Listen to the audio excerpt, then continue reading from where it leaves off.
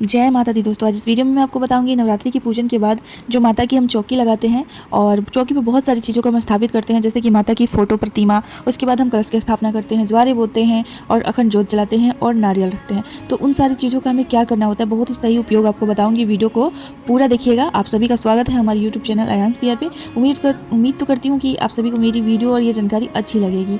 तो पहले आप लोग एक बार वीडियो देख लीजिए, फिर डिसाइड करिएगा कि जो मैंने बताया है वो सही मायने में करना चाहिए या नहीं।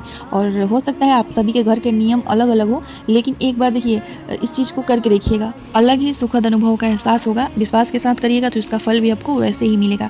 तो देखिए, बात कर लेते हैं। सबसे पहले चौकी लगाते हैं हम, तो उस पर माता की फोटो या तो फिर प्रतिमा स्थापित करते हैं। तो देखिए, प्रतिमा या फिर फोटो जो भी है वो आप उठा के अपने पूजा घर में रख लीजिएगा। सालों भर आप उनकी पूजा कर सकते हैं।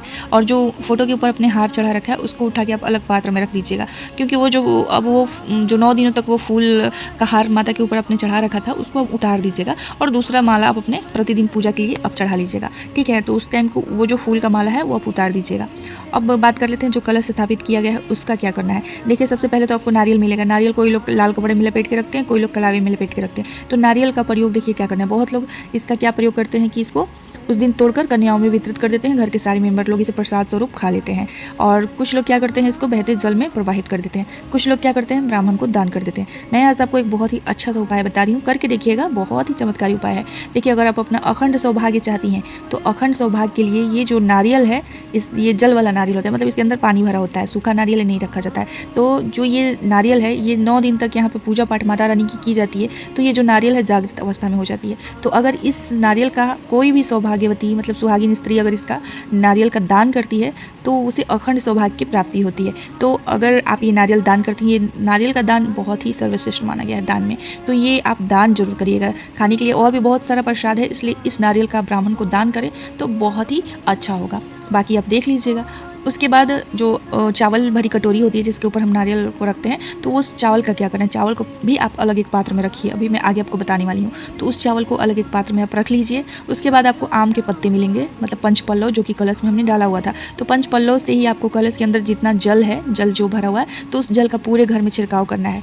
छिड़काव करने के बाद जो भी, अब देखिए, कलश का जो जल है उसका छिड़काव आप पूरे घर में कर दीजिएगा, घर के सभी लोगों पर कर दीजिएगा। उसके बाद बालकनी, छत, लैट्रिन बाथरूम में आपको नहीं करना है। ठीक है, लैट्रिन बाथरूम छोड़कर आपको पूरे घर में, गार्डन एरिया, बाहर आपके दरवाजे का, मतलब घर का बाहर का हिस्सा, पीछे का, चारों तरफ इस चीज़ का आप छिड़काव कर दीजिएगा, इस जल का, उसी आम के पत्ते से। और छिड़काव करने के बाद जो जल बचेगा उसको आपको किसी गमले में नहीं डालना। बहुत लोग बताते हैं गमले में डाल दीजिए, तो देखिए गमले में मत डालिएगा, उसको आप किसी भी पात्र में, किसी बोतल में भर के रख लीजिएगा। और जब भी, जैसे बहुत बार आप लोगों ने फील किया होगा कि घर में ना कुछ भी अच्छा नहीं लगता, जैसे लगता है कि पूरा घर मायूस सा हो गया है, मायूसी मायूसी सी छाई होती है, घर में एक रौनक जो होता है ना, घर का रौनक जैसे लगता है ख़त्म हो गया है, तो जब भी ऐसा आपको फील हो तो आप इस जल का प्रयोग कर सकते हैं, इस जल का छिड़काव कर सकते हैं। लेकिन एक चीज़ का सावधानी रखिएगा आप लोग कि जब भी आपके घर में नॉनवेज बनेगा उस दिन इस चीज़ का प्रयोग मत करिएगा, और अशुद्धि अवस्था में भी इस जल का प्रयोग मत करिएगा, घर के छिड़काव पर चाहे किसी के ऊपर। तो इस जल का बस यही आपको सावधानी रखना है। बाकी इस जल को आप रखिएगा, जितना दिन चलेगा आप इस तरीके से चलाइएगा। रोज सुबह आप जैसे पूजा पाठ करने से पहले इस जल से अपने घर में झाड़ू पोछा तो हो ही जाता है पूजा करने से पहले, तो आप एक बार अपने घर में जितना दिन चले आप इस तरीके से रोज सुबह छिड़काव कर करके इस जल को उस तरीके से खत्म कर दीजिएगा। उसके बाद मैं आपको बताना चाहूँगी कि जो कलश है, कलश को आप जल में प्रवाहित मत करिएगा। बहुत लोग ये काम करते हैं, आप उसको रख लीजिएगा। देखिए, गर्मी के दिनों में आप पंछियों को उसमें पानी दे सकती हैं। दूसरा उसका क्या प्रयोग कर सकती हैं, आप गमले के रूप में उसमें कोई फूल वगैरह लगा सकती हैं। लेकिन हाँ, एक चीज़ का मतलब ध्यान रखिएगा कि वो आपसे पैर से ना लगे, उसको गंदी जगह पर ना रखें। ठीक है, अगर फूल भी लगाइएगा तो उसको कहीं ऊपर रखिए, क्योंकि एक दिन आपने इसमें पूजा किया हुआ है, माता रानी का कलश स्थापना किया, तो उस कलश में जो भी फूल लगाइएगा आप उसको ऊपर कहीं रखिएगा, या तो फिर नीचे भी अगर रखिएगा तो पैर ना लगे, इस बात का ध्यान दीजिएगा।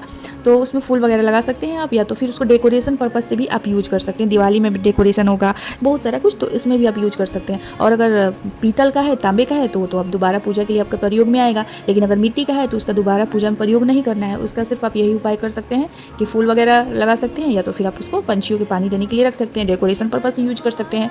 तो इस प्रकार से उसका आप इस्तेमाल कर सकते हैं।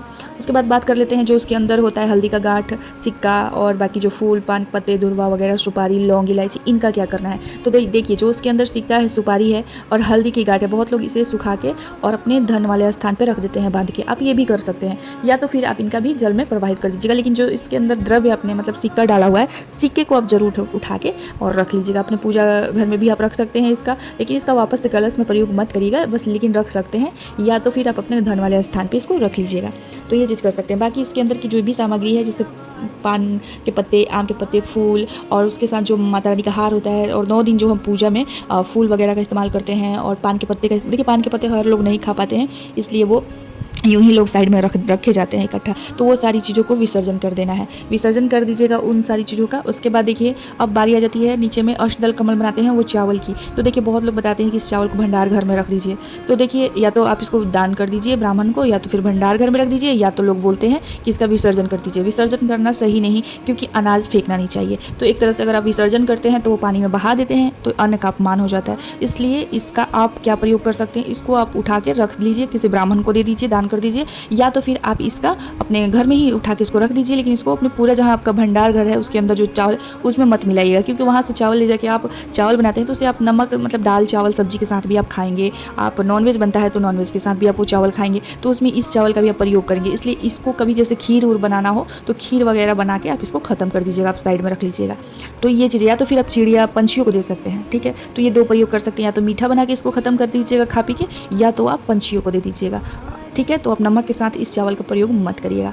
अब इसके बाद बात कर लेते हैं कि जो हम अखंड जोत जलाते हैं, तो अखंड जोत में हमारे जो घी है या फिर तिल का तेल, यही 2 चीज़ से लोग जलाते हैं, तो ये बच जाता है। तो इसका क्या करना है, बच जाता है, देखिए अगर सूख गया है, जल गया है पूरी तरीके से, तब तो उसको वो जो भी राख वगैरह है उसका विसर्जन कर दीजिएगा, और मतलब जो भी बाती होती बचा हुआ है उसका विसर्जन कर दीजिएगा। लेकिन अगर घी तेल बच गया है तो उसका प्रयोग, देखिए तिल का तेल है तो बॉडी में लगा नहीं सकते, घी है तो वो भी लगा नहीं सकते। उसका सबसे अच्छा प्रयोग है आपके घर में जो भी फर्नीचर है, फर्नीचर में वो सारा घी आप लगा दीजिएगा, ये तेल लगा दीजिएगा। मतलब एक तरह से फर्नीचर में लगाने से, देखिए लकड़ी में अगर घी और तेल का मालिश करते हैं, मतलब लगा देते हैं, तो बहुत ही मजबूती आती है, और जो लकड़ी वाले जो कीड़े होते हैं ना वो भी नहीं लगते हैं। तो आप लोग करके देखिएगा, बहुत ज़्यादा अच्छा होता है और चमक भी बढ़ जाती है।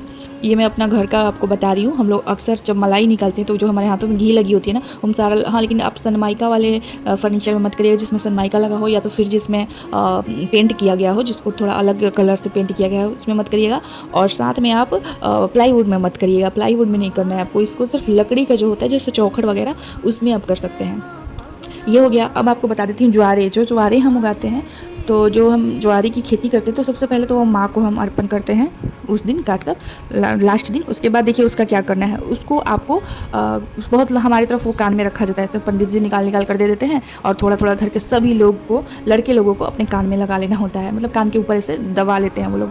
तो ये चीज़ आप उसको प्रसाद की तरह थोड़ा थोड़ा खा भी सकते हैं, तो खाया भी जाता है। तो माता रानी की भेंट करने के सिवाय उसको खा सकते हैं आप, और वो कान में जितने मतलब लोग हैं आस पड़ोस में वितरित कर दिया जाता है। तो ये चीज़ उसका कर सकते हैं ज्वारों के। उसके बाद माता रानी के जो हम 16 श्रृंगार चढ़ाते हैं, या फिर सिर्फ सिंदूर बिंदी चूड़ी ही चढ़ाते हैं, मतलब जितना कुछ भी अपने श्रृंगार में चढ़ाया है उनका क्या किया जाता है। तो देखिए उनमें से कुछ चीज़ें अपने लिए जरूर, जैसे कि सारा कुछ चढ़ाए हैं तो उसमें से एक एक चूड़ी अपने हाथ में डाल लीजिए।